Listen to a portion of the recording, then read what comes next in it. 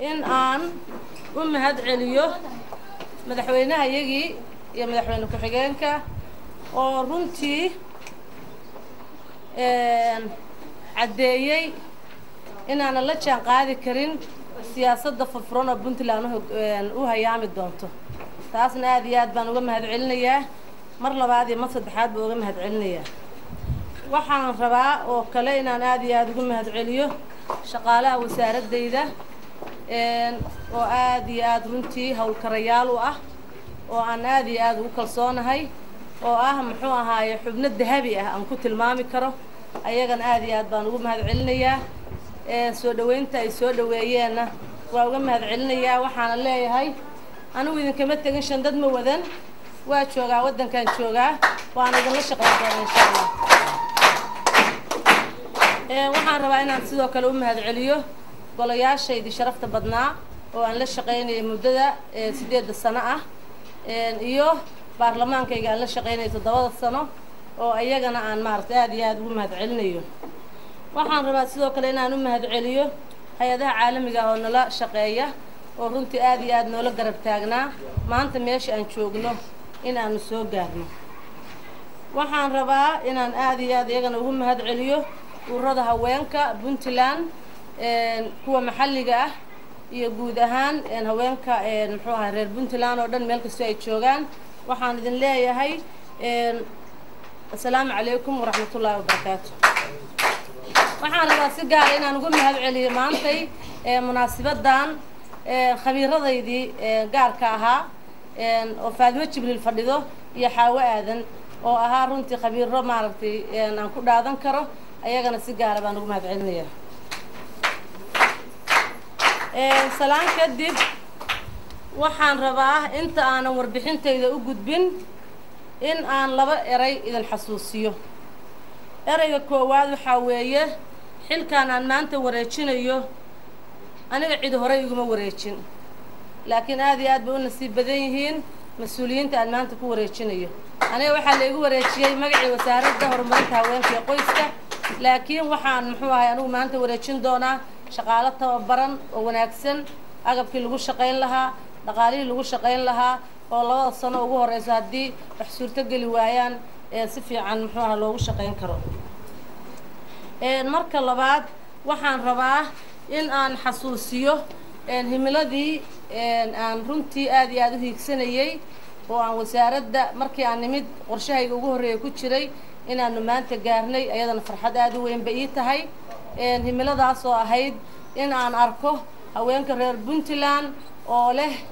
muxuu ahaaye jooga golo dhammaystiran oo ay danahooda dhan ka gaari karaan. gorahaas oo ahaa xarun aan wax badan ku haminaynay oo la yiraahdo guriga haweenka Puntland oo ka kooban 6 qaybood oo waaweyn. qaybta ugu horeysa waxa weeyaan hool weyn oo 200 oo qof qaada iyo hool yar oo muxuu ah shirarka kooban loogu talagalay, kaasoo loogu talagalay dhammaan haweenka Puntland meel kasta ay joogaan inaysan marti u noqon cid kale oo ay xaruntooda ka dhaxelaan. qaybta labaad oo hoolkaas uu ka kooban yahay waxa weeyaan qaybta labaad xarun weyn oo lagu kaydiyo xogta haweenka, caruurta iyo lamaanaha oo dhan, taasoo laga heli karo macluumaad kasta oo khuseeya haweenka iyo lamaanaha haddii aan la tacadiyo iyo haddii kaleba. waxaa kaloo xaruntaas ku dhex yaala xarun looga taliyo, lagu daweeyo, lagu gacan siiyo haweenka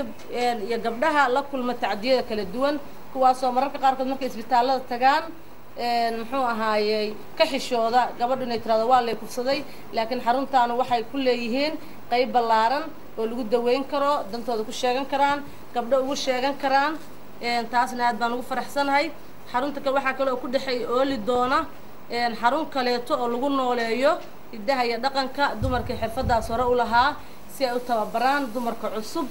xirfadana u baraan muxuu ahaayey dhaqanka noo ahayd. sidoo kale xaruntaas waxaa ku jira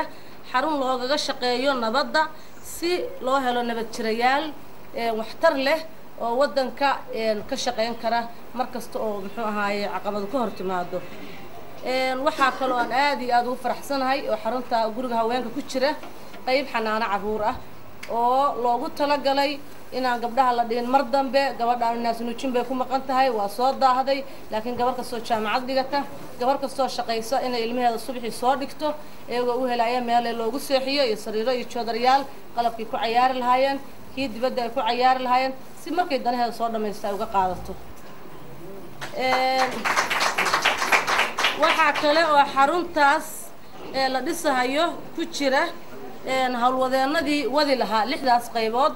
oo muxuu ahay xirfadlayaal ah oo loogu talagalay inay 6 qof oo kaleeto oo wasaaradda haweenka iyo qoyska ka tirsan inay sii tababaraan 6daas qof oo mustaqbalka la wareegi doonta iyadoo 12kaas qofba mushaharkoodu ilaa 2 sano uu ku jira mashruucaas saxiixnay waxaa kale oo aan rabaa inaan halkaan idinkaga sheego in balaarin lagu samayn doono wasaaradda haweenka maadaama iyaduna ay balaaratay howlwadeenadiina ay balaarteen ayada iyo xaruntaas 6 qaybood ka kooban waxaa la keeni doonaa qalab aan hadda soo bandhigi doono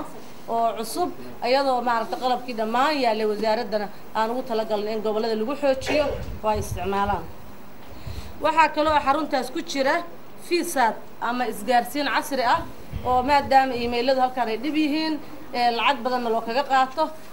waxaan ugu talagalnay in loo keeno aaladaas dhammaystiran oo wasaaradda la keeni doono taasoo lacagna ku baaqan doonto isla markaasna ay ku baaqan doonaan muxuu ahaaye saluugii aan ka qabnay dhinaca isgaarsiinta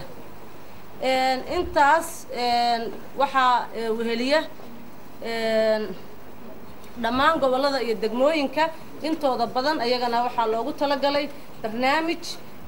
kan ka kooban laakiin dhismayaal ku jiraan qalab ku jiro tababaro 2 sano soconaya ay ku jiraan isla markaasna muxuu ahay gaadiid ku jiro iyo dhaqaale u gaaro ayagana aan soo bandhigi doono oo ay hawlahooda ku fishan doonaan taas baana idin cadaynayaa inaan anigu u soo shaqo tegin inaan shaqo soo raadsadeen u soo shaqo tegay inaan himilada haweenka meel gaarsiiyo aan ku faraxsanahay maanta inay gaareen midda labaad oo aan rabo inaan idin xasuusiyo waxa weeye waxa iga go'an inay wasaaradda haweenku shaqayso inaan garab taagnaado maxaa yeelay waa mirihii aan abuuray mar rabo inay muxuu ahaayey meeshii loogu talagalay ay ka liicdo taasna waxaan u sheegayaa wasiiradda cusub aan saaxiib nahay iyo wasiir ku-xigeenka cusub oo naloo soo magacaabay Caaisha oo ayaduna ah muxuu ahaayey gabar runtii muxuu ahaayey ka shaqayn jirta arrimaha dumarka waxaan u ballan qaadayaa inaan garab taagnaan doono waxa la waxay iga baahdaana aan diyaar u lahay maadaama aan ka dheerayn Puntland joogo Garowe joogo Puntland dhanaan joogo waxaan rabaa muxuu ahaa mas'uuliyiinta iyo wasiirada saaxiibadaya iyo muxuu ahaa dumarkaba inaan xasuusiyo inay maanta waxay noo dul qaataan maadaama maaragtay xil aan 8 sano hayay aan rabo inaan dul cararo waxaan hayaa 2 warbixinood oo aan muxuu ahaa runtii maanta inaan idinla wadaago koobiyana ka soo sameeyay mid waxa weeye warbixin 1 sano mid walba waxaan ka soo qaadanay sample 1 sano oo 2012 maadaama aan la aruurin karinin muxuu ahaa waxa laga qabtay wasaaradda iyo hawlaha muxuu ahaa balaaran taasna waxaan ugu talagalay inaan idin qaybino aan waqti badan in kaga qaadin waa waxqabadkii sanadka 2012 ee wasaaradda ay samaysay oo runtii waxaa ku jira cajalad kooban oo waxqabadka dhan cadeynaysa laakiin nasiib darro waxa weeye way soo bixi weyday in koobiyo badan laga sameeyo warbixinta labaad waxa weeyaan in aan fakar guud idinka siiyo wasaaradda dhaqaalaha soo gala sida loo isticmaalo waxa yaala iyo muxuu ahaayey inta aanu iyo meelaha naga soo galaan iyo hay'adaha naga soo galaan marka waxaan idinka codsanaynaa in aan maaragtay aan nooga dul qaadan doonto